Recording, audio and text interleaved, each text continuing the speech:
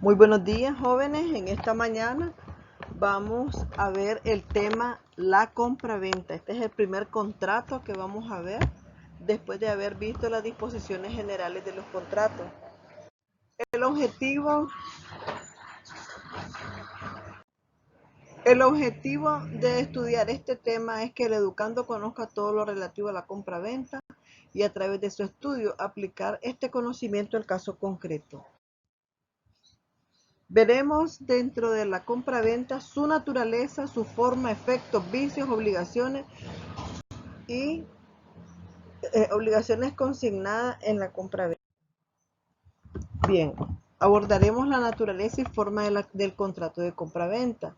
El contrato de compraventa es aquel contrato bilateral, decimos que es bilateral porque se da entre dos personas, en el que una de las partes, el vendedor, se obliga a la entrega de una cosa determinada y la otra, que es la compradora, se obliga a pagar por ella un precio cierto, que puede ser en dinero o signo que lo represente. En nuestro Código Civil se establece establece en la naturaleza y forma del contrato lo siguiente. En su artículo 2530 nos habla que la compraventa es un contrato por el cual una de las partes transfiere a otra el dominio de cosas determinadas por un precio cierto.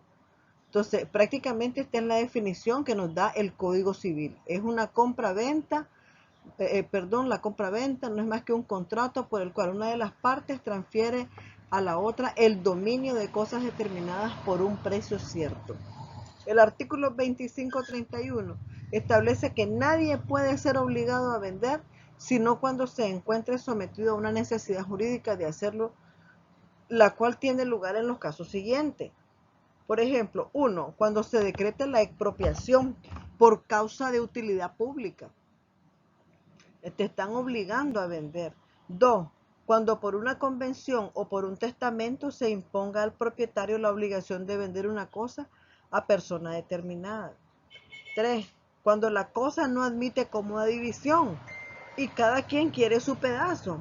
Entonces, se procede en este caso, ¿verdad?, a vender el inmueble, ¿verdad? Porque en este caso no admite cómoda división y la división la hace desmerecer y porque pertenece a varios dueños y alguno de ellos exige la venta en pública subasta o el partidor de cosas hereditarias acordare dicha venta en los casos determinados por la ley.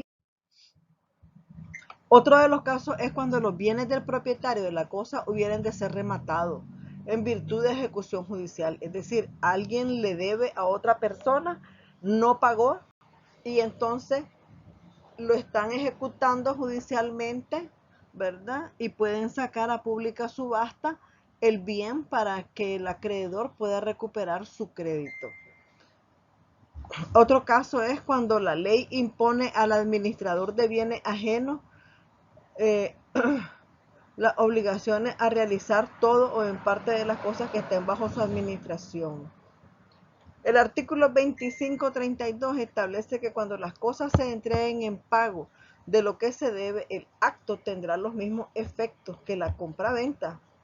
Es decir, si vos estás pagando con algo, ¿verdad? Entonces, prácticamente esto surge de los efectos de la compraventa. El que la entrega está sujeto a las consecuencias de la evicción, ¿verdad? Y de los vicios redivitorios, ¿ya? El que la está entregando. Porque cuando hablamos de vicios redivitorios, estamos hablando de vicio oculto. Usted está entregando un bien que tiene defectos que no se miran, ¿verdad? Y que pueden hacer que también esta entrega de este bien no se dé, ¿verdad? El otro no, usted le va a pagar con ese bien, pero el otro dice, no, yo no quiero que me pague con ese bien porque tiene vicios ocultos. Y también de las cargas reales no declaradas, más la deuda que se paga será juzgada por las disposiciones del pago. El artículo 2540 nos habla de la venta, que la venta se perfecciona entre comprador y vendedor y será obligatoria para ambos. Si hubieran convenido, por ejemplo, en la cosa objeto del contrato y también en el precio, aunque ni la una ni la otra se hayan entregado. Es decir, recuerden de que el principal requisito en materia de contrato es el consentimiento entre las partes. Y lo que todo contrato contempla es ley para las partes. Ante el incumplimiento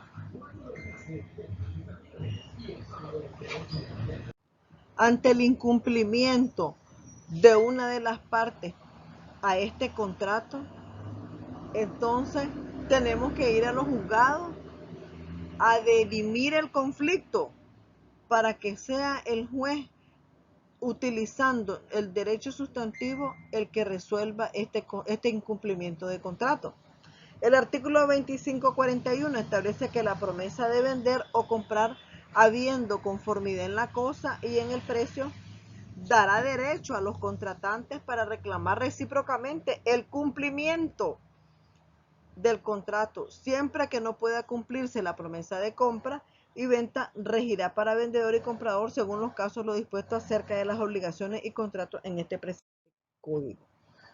Siendo esta en efecto lo siguiente establecido por nuestro Código Civil.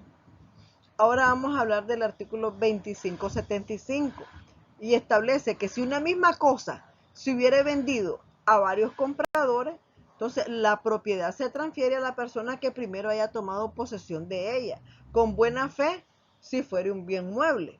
Si fuere, por ejemplo, un bien inmueble, entonces la propiedad pertenece al adquiriente que antes la haya inscrito en el registro. Es decir, si una persona le vende el mismo bien inmueble a varias personas, ¿de quién va a ser el inmueble? Del primero que la inscriba en el registro, dentro de las 48 horas subsiguientes al otorgamiento de la escritura de venta. En su caso, el término de la distancia no podrá otra persona que en el primer comprador inscribir la escritura de venta, so pena de nulidad. Cuando no haya inscripción, entonces pertenecerá la propiedad a quien de buena fe sea primero en la posesión material del inmueble, y faltando esta, a quien presente el título de fecha más antigua, siempre que haya buena fe. El artículo 2576, si solicitándose de la primera, si solicitándose de la propiedad inmueble algún título, aún en calidad de supletorio, otra persona vendiera esa misma propiedad. Es decir, estamos hablando de dos personas, una vende la propiedad y otra está haciéndose un juicio de título supletorio en los juzgados, porque no tiene título. Esta venta será nula, como viciada de objeto ilícito, con tal que de la solicitud del título se haya dado aviso al público en el diario oficial. ¿Qué quiere decir? Que una persona está peleando la propiedad y no tiene el título en la mano, está solicitando. Perdón. Esto significa entonces que la persona que está solicitando un título supletorio es también dueño y no tiene el título de propiedad porque lo ha perdido, porque lo ha extraviado, porque se le robaron. Entonces, si el otro hace la venta, esta venta es nula. El artículo 2577 establece que la venta de cosas ajenas, ratificada después por el dueño, como se dispone en el artículo 2568, confiere al comprador los derechos de tal desde la fecha de la venta. El artículo 2581 establece que si el vendedor y el comprador se han avenido en el precio, señalar en día para el peso, cuenta y medida, y el uno en el otro no compareciere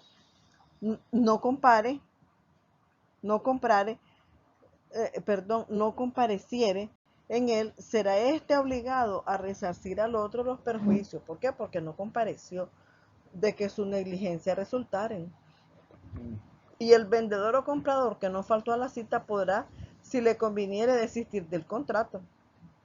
Es decir, tiene opción, viendo que el otro es un incumplido, puede entonces decir, no, yo ya no voy a vender.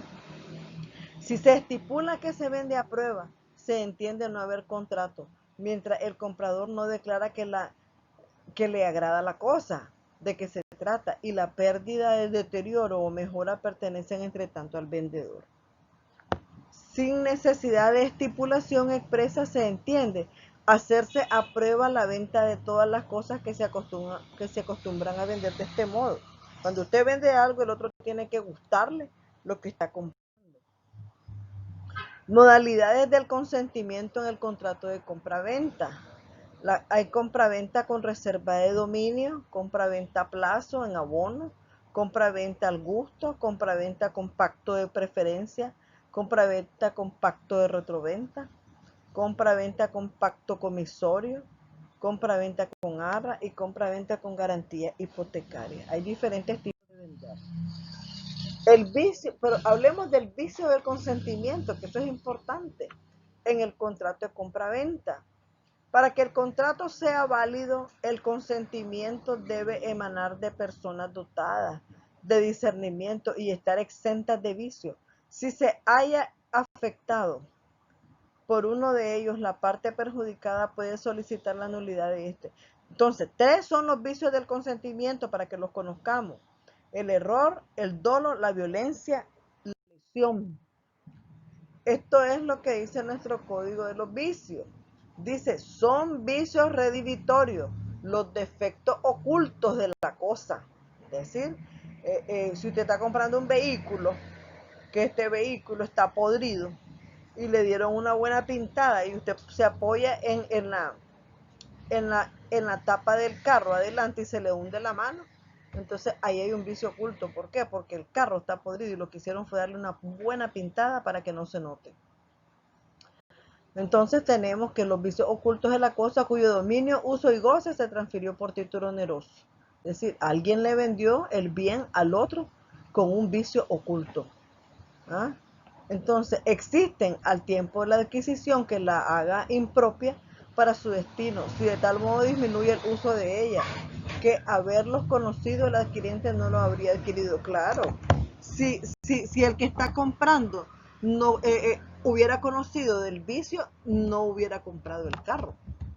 En el artículo 2631, las partes pueden restringir, dice, renunciar o ampliar su responsabilidad por los vicios. Claro que sí, redivitorios del mismo. Es decir, si las partes, perdón, si las partes se ponen de acuerdo en que está ese vicio redivitorio, pues pueden negociar el precio, ¿verdad? Pueden renunciar, restringir su responsabilidad, del mismo modo que la responsabilidad por la evicción, siempre que no haya dolo en el enajenante. Pueden también, por el contrato, hacerse vicios redivitorios, de los que naturalmente no lo son, cuando el enajenante garantizare la no existencia de ellos también, eso es importante, o la calidad de la cosa supuesta por el adquiriente. Esta garantía tiene lugar aunque no se exprese cuando el enajenante afirmó positivamente en el contrato que la cosa estaba exenta de defectos. Eso es una garantía para el que está comprando, o que tenía ciertas calidades, aunque al adquiriente le fuere fácil conocer el defecto o la falta de calidad. Incumbe también al adquirente probar que el vicio existía al tiempo de la adquisición, y no probándolo se juzga que el vicio sobrevino después. El artículo 2634 establece que la estipulación en términos generales de que el enajenante no responde por los vicios redivitorios, porque por lo general eso es lo que pasa. El que está vendiendo dice: yo no respondo por los vicios redivitorios de la cosa. No lo exime, esto no lo exime de responder por el vicio redivitorio que tenía conocimiento y que no declaró el adquirente. Es decir, siempre tiene que responder. El artículo 2647 establece que la acción redivitoria durará 6 meses respecto de las cosas muebles y 1 año respecto de los bienes raíces, en todos los casos en que las leyes especiales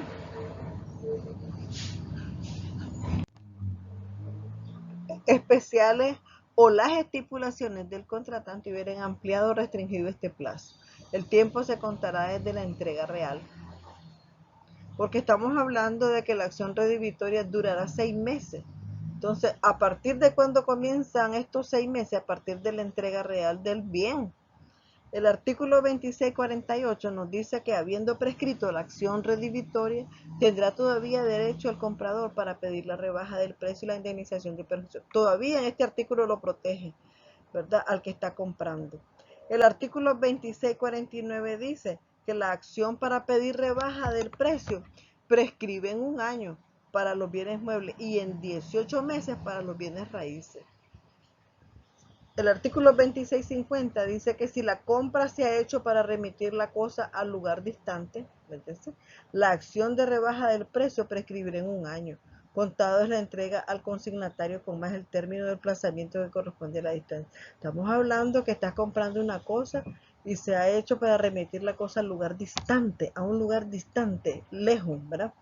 Pero será necesario entonces que el comprador en el tiempo intermedio entre la venta y la remesa haya podido ignorar el vicio de la cosa sin negligencia de su parte.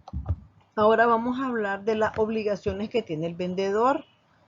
El vendedor tiene obligación de transmitir, 1, la propiedad a título de derecho, conservar el bien objeto de la compraventa hasta su entrega, entregar el objeto o el artículo, garantizar al adquirente una posesión útil, garantizar al comprador una posesión pacífica, responder a la evicción, responder a los vicios y defectos ocultos que tenga el bien. ¿Cuáles son las obligaciones del que compra? 1, pagar el precio, pagar intereses en caso de demora o de compraventa con precio aplazado, recibir la cosa comprada, recibir en buen estado y no quedar moroso. Y lo que establece nuestro código sobre las obligaciones en su artículo 2660 dice: la principal obligación del comprador es la de pagar el precio que han convenido. El artículo 2661 dice: el precio deberá pagarse en el lugar y el tiempo estipulado, o en lugar y en el tiempo de la entrega, no habiendo estipulación en contrario, si no estipularon nada más. Con todo, si el comprador fuere turbado en la posesión de la cosa o probare que existe contra ella una acción real de que el vendedor no le haya dado noticia antes de perfeccionarse el contrato, podrá depositar el precio con autorización de la justicia y durará el depósito hasta que el vendedor haga cesar la turbación y afiance las resultas del juicio, ¿no? El artículo 2662 dice que si el comprador estuviere constituido en mora de pagar el precio en el lugar y tiempo dicho, entonces el vendedor tiene derecho a exigir el precio o la resolución de la venta con resarcimiento de los perjuicios. Para exigir, por ejemplo, el pago del precio, la acción durará el término fijado para la ordinaria y para las resoluciones de la venta, la acción prescribirá en 3 años. La acción prescribirá en 3 años, desde el día en que se hizo el contrato de compraventa. Por otra parte, el vendedor puede proceder a utilizar acciones de naturaleza litigiosa, como cuál, pues demandar después de extinguido el privilegio con que se favorece al vendedor.